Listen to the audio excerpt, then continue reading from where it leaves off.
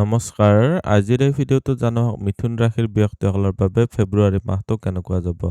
ক, দ্বিতীয় ছ, ঘ এইকেইটা আখৰেৰে যিসকল ব্যক্তিৰ নাম আৰম্ভ হয় তেওঁলোকৰ হৈছে মিথুন ৰাশি। এই ভিডিঅ'টো চাই যদি ভাল লাগে তেতিয়াহ'লে এইকেইটা আখৰেৰে নাম আৰম্ভ হোৱা ব্যক্তিসকলৰ সৈতে ভিডিঅ'টো শ্বেয়াৰ কৰিবলৈ নাপাহৰিব। প্ৰথমতে দেখুৱাই দিছোঁ আপোনালোকৰ স্বাস্থ্যৰ ক্ষেত্ৰত ৰাশিতে বৃহস্পতিৰ স্থিতি এইটো এটা অতিশয় ভাল স্থিতি। বৰ্তমান সময়ছোৱাত আপোনালোকৰ বেমাৰ হ'লেও ৰিকভাৰী প্ৰচেছটো খুব ষ্ট্ৰং আছে। বৰ্তমান সময়ছোৱাত আপোনালোকে বিশেষ চিন্তা কৰিবলগীয়া নাই। আপোনালোকৰ কাৰণে স্বাস্থ্যজনিত ক্ষেত্ৰত অকণমান আপোনালোকৰ বাইল মুভমেণ্ট বা আপোনালোকৰ হজম শক্তি আপোনালোকৰ হ'ব পাৰে। যিখিনি খাই অকণমান গেপ দি খাব। বৰ বহুত বেছি গেপো নাৰাখিব, ৩-৪ ঘণ্টাৰ মূৰত খাদ্য খাই থাকিলে আপোনালোকৰ সিমান প্ৰব্লেম নাই। ওপৰিকে বেছিকে খাই নাথাকিব।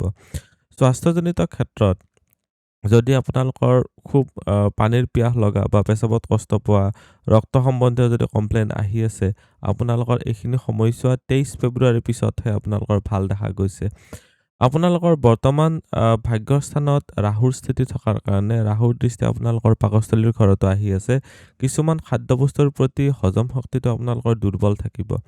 এতিয়া দেখুৱাই দিছোঁ উপাৰ্জন, ধন সঞ্চয়, চৰকাৰী চাকৰি, ব্যৱসায়। উপাৰ্জনৰ ঘৰত আপোনালোকৰ মালিক হৈছে মংগল গ্ৰহটো। উপাৰ্জনৰ ঘৰত দৃষ্টি আছে কেতুৰ আৰু ২৩ তাৰিখলৈকে আপোনালোকৰ মংগলৰো দৃষ্টি আছে। পাপগ্ৰহবিলাক এছ'চিয়েশ্যন হোৱাৰ কাৰণে আপোনালোকৰ উপাৰ্জনৰ ক্ষেত্ৰত অধিক কষ্ট কৰিবলগীয়া হ'ব। ধনস্থানৰ ক্ষেত্ৰত আপোনালোকৰ ১৪ তাৰিখলৈকে ভাল, চৰকাৰী ছেক্টৰৰ পৰা আপোনালোকৰ ইনকামত সুযোগ দেখা গৈছে। গুপ্ত বিভাগ, এষ্ট্ৰলজি, কৰ্মিক ক্ষেত্ৰতো আপোনালোকৰ ৬ ফেব্ৰুৱাৰী তাৰিখলৈকে ভাল দেখা গৈছে। আৰু আপোনালোকৰ ৰাশিৰ অধিপতি বা লগ্ন অধিপতি যেতিয়া আপোনালোকৰ ৩ তাৰিখৰ পিছত আপোনালোকৰ ভাগ্যস্থানত আহিব, তেতিয়া আপোনালোকৰ উপাৰ্জনৰ ঘৰটো আৰু বেছি মজবুত হ'ব। আপোনালোকৰ কাৰণে বৰ্তমান সময়ছোৱাত ব্যৱসায়ৰ ক্ষেত্ৰতো যথেষ্ট ভাল। ব্যৱসায়ৰ ঘৰৰ মালিক বৃহস্পতিৰ ব্যৱসায়ৰ ঘৰতে দৃষ্টি আছে। আপোনালোকে নিজৰ জ্ঞান, বুদ্ধি, অৰ্হতা ব্যৱহাৰ কৰিব পাৰিলে বহুতেই ভাল ৰিজাল্ট পাব পাৰিব। শনিৰ স্থিতি কৰ্মস্থানত থকাৰ কাৰণে কৰ্মস্থানত অলপ ৱৰ্কলোড বাঢ়িব। কৰ্মস্থানত আপোনালোকৰ বেছিকে কষ্ট কৰিবলগীয়া হ'ব। বৰ্তমান সময়ছোৱাত আপোনালোকৰ বাৰ্ডেন বাঢ়িব। এইখিনি সময়ছোৱাত আপোনালোকৰ ষষ্ঠ ঘৰত মংগল গ্ৰহটো যিহেতু মালিক হয়, আপোনালোকৰ ২৩ তাৰিখৰ পিছৰ সময়ছোৱাহে কৰ্মপ্ৰাপ্তিৰ কাৰণে অলপ বেছি ভাল দেখা গৈছে। ২৩ তাৰিখৰ পিছত মংগল যদিও তুংগী হৈ আছে, কিন্তু ২৩ তাৰিখৰ পিছৰ সময়ছোৱাহে ভাল। যিসকলে গাড়ী মটৰ খুব চলাই থাকে অলপ সাৱধান হ'ব। এইখিনি সময়ছোৱাত আপোনালোকৰ এক্সিডেণ্টৰো যোগ দেখা গৈছে। আপোনালোকে অলপ ধৈৰ্য ধৰি গাড়ী মটৰ চলাব। ভাগ্য, পিতা, ধৰ্ম বা গুৰুজনৰ ক্ষেত্ৰত চালে আপোনালোকৰ ভাগ্যস্থানত ৰাহুৰ স্থিতি থকাৰ কাৰণে নিজে ধৰ্ম কৰ্মৰ ক্ষেত্ৰত ব্ৰতী হৈ চলাটো অলপ হ'লেও আপোনালোকে প্ৰব্লেম ফেচ কৰিব। পিতা বা গুৰুজনৰ সৈতে অলপ মতবিৰোধ কৰিব পাৰে, কিছুমান কনফিউজন ক্ৰিয়েট কৰিব পাৰে। আপোনালোকে অলপ এক্সট্ৰা এফৰ্ট দি ভালদৰে মেইনটেইন কৰিব লাগিব। আপোনালোকৰ ভাগ্যৰ ফালৰ পৰা ছাপোৰ্টটোতো পাব। এনেকুৱা নহয় যে কৰ্মপ্ৰাপ্তিৰ ক্ষেত্ৰত বিশেষকে ভাগ্যৰ পৰা অপৰচুনিটি আহিব, সুযোগ সুবিধা আহিব। ভাগ্যস্থানত বৃহস্পতিৰ দৃষ্টি থকাৰ কাৰণেও এটা এক্সেলেণ্ট যুগ হয়। ভাগ্যস্থানৰ মালিক যে দশম ঘৰত থকাৰ কাৰণে এইটোও এটা অতিশয় ভাল স্থিতি হ'ল। কামবিলাক অলপ দেৰি হ'ব পাৰে, কিন্তু আপোনালোকৰ কামবিলাকত ছাকচেছ লাভ কৰিব পাৰিব। প্ৰেম প্ৰসংগ বা বৈবাহিক জীৱনৰ ক্ষেত্ৰত চালে লাভ ৰিলেশ্যনশ্বিপৰ ঘৰৰ মালিক হৈছে শুক্ৰ গ্ৰহটো। আপোনালোকৰ বিবাহিতসকলৰ কাৰণেও কৈছোঁ, বিবাহিতসকলৰ কাৰণে বহুত ভাল। যিসকলে প্ৰেম বিবাহ কৰিব আছে বা কৰিম বুলি ভাবি আছে, তেওঁলোকৰ কাৰণেও এক্সিলেণ্ট সময়। বৰ্তমান সময়ছোৱাত আপোনালোকে নিশ্চয় বেনিফিট পাব পাৰিব।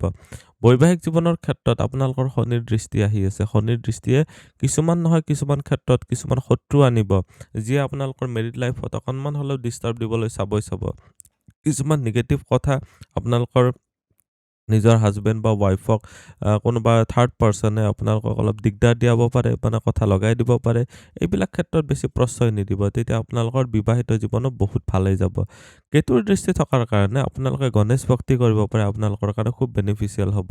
সাধাৰণ শিক্ষা আৰু উচ্চ শিক্ষাৰ ক্ষেত্ৰত চালে সাধাৰণ শিক্ষাৰ ঘৰত আপোনালোকৰ কষ্ট অলপ অধিক দেখা গৈছে, বেছিকে সময় দিব লাগিব। উচ্চ শিক্ষাৰ ক্ষেত্ৰত ফাইনেন্সিয়েল এক্টিভিটিছৰ কাৰণে বা ইকনমিক্স যদি পঢ়ি আছে, তেতিয়াহ'লে আপোনালোকৰ কাৰণে ভাল হয়।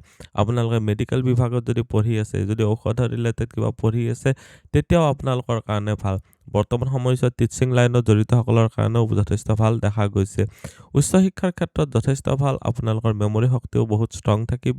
23 তাৰিখৰ পিছৰ সময়ছোৱা আৰু অলপ বেছি ভাল দেখা গৈছে। আজিৰ এই ভিডিঅ'টোত আমি জানিলোঁ মিথুন ৰাশিৰ ব্যক্তিসকলৰ বাবে ফেব্ৰুৱাৰী মাহটো কেনেকুৱা যাব। ভিডিঅ'টো চাই কেনেকুৱা লাগিলে কমেণ্টত নিশ্চয় জনাব। আপুনিও যদি আপোনাৰ বিষয়ে জানিব বিচাৰে তেতিয়াহ'লে হোৱাটছএপত কণ্টেক্ট কৰিব পাৰে। ধন্যবাদ। এইটো ভিডিঅ'ত আগবঢ়োৱা জ্ঞানখিনিৰ পৰা যদি আনৰো উপকাৰ হ'ব ভাবে তেনেহ'লে বন্ধুবৰ্গ, আত্মীয় স্বজন আৰু চিনাকি মানুহৰ সৈতে শ্বেয়াৰো কৰিব। আপোনালোকে নেক্সট ভিডিঅ' কিহৰ ওপৰত চাব বিচাৰে কমেণ্টত জনাব। ধন্যবাদ।